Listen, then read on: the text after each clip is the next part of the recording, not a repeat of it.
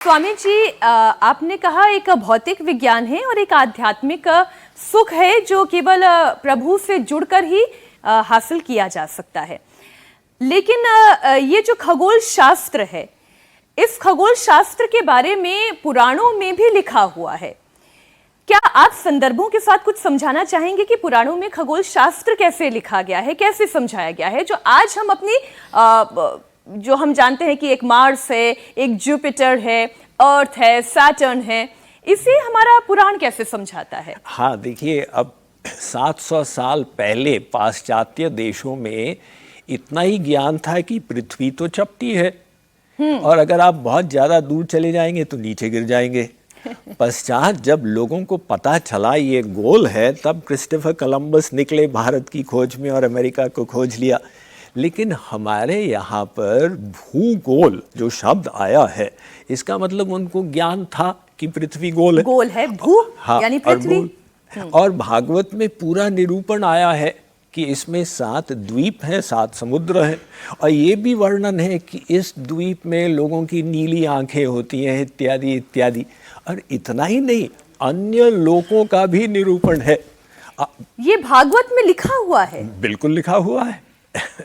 देखिए, ये फिर से हम कंपेयर कर रहे हैं केवल हमारे संस्कृति की विशेषता को प्रकट करने के लिए कि पाश्चात्य देश में ये जो जियोसेंट्रिक थ्योरी थी कि पृथ्वी संपूर्ण ब्रह्मांड का मध्य केंद्र है, हमारे शास्त्र उससे कितना उच्चतम ज्ञान दे रहे थे। वो तो बता रहे हैं कि ये 7 स्वर्गादिक लोक हैं, 7 नरकादिक लोक हैं, भू भुव स्व मह जन तप सत्य, तल अतल वितल महातल सुतल तलातल रसातल पाताल, और ये 14 लोक जो हैं ये मिला के एक ब्रह्मांड बनते हैं। देखिए, देवी भागवत पुराण में आया है, संख्या चेत रजसामस्ति न विश्वानाम कदाचन ब्रह्मा विष्णु शिवादि नाम तथा संख्या न विद्यते, कि आप पृथ्वी के धूल के कणों को भले ही गिन लें, लेकिन यूनिवर्सेस यानी ब्रह्मांडों की गिनती कोई नहीं कर सकता। इतने सारे हैं, और हर ब्रह्मांड में एक शंकर, एक ब्रह्मा, एक विष्णु। तो अनंत ब्रह्मांड में अनंत शंकर, अनंत ब्रह्मा, अनंत विष्णु, और ये सब मिला के भगवान का सृष्टि का 1/4 है, 1/4 ऑफ क्रिएशन। इससे परे है भगवान का दिव्य लोक जो 3/4 ऑफ क्रिएशन है, जिसके बारे में हमें न्यूनतम ज्ञान है। मैं थोड़ा सा कंफ्यूज हो गई अब, इसलिए इसे आपको ठीक करना पड़ेगा। जब हम अपने शास्त्र भी पढ़ते हैं तो उसमें मनु की बात आती है, मनु भी 14 कहते हैं, और फिर मनवंतर की बात होती है। पुराणों को पढ़ते पढ़ते कई बार ऐसा लगने लगता है कि कितने ब्रह्मांड हैं, अभी आपने कहा गिनती नहीं है। अगर हम साइंस की थ्योरी से भी देखें तो मल्टीवर्स की बात की जाती है। ये तो पिछले 30 साल से मल्टीवर्स थ्योरी आई है, और हमारे यहाँ तो पुराण 5000 वर्षों से चले आ रहे हैं, वो बता रहे हैं मल्टीवर्स थ्योरी। तो ये मनु और मनवंतर, ये सिद्धांत क्या है? अब देखिए, अब हम काल में आ जाते हैं जी। तो काल की जो स्मॉलेस्ट यूनिट है त्रुटि, वो भी हमारे सनातन संस्कृति में है। लाइट को एक तरसरेणु को पास होने में जितना टाइम लगता है उसे कहते हैं त्रुटि, यानी वो नैनो सेकंड से भी कम हो गया। और काल की जो सबसे बड़ी यूनिट है उसे कहते हैं कल्प।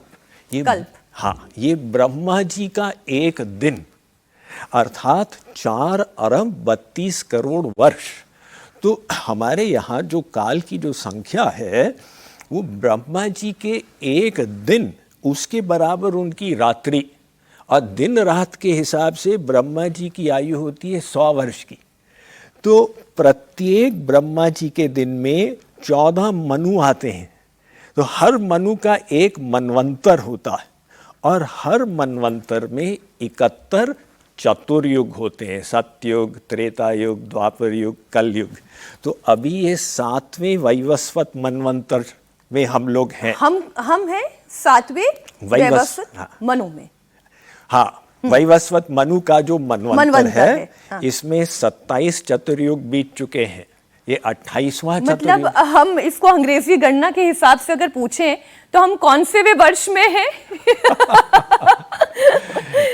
लगभग आप इस ब्रह्मा जी के इस दिन में लगभग 1 अरब और 97 करोड़ वर्ष बीत चुके हैं। लेकिन अगर हम इस कलयुग की बात करें तो कलयुग के समझो 5126 वर्ष बीत चुके। क्या बात है। तो कलयुगे प्रथमे चरणे, ये कलयुग के प्रथम चरण है। अभी ये हालत हो गई है, आगे आगे देखो क्या होने जा रहा है।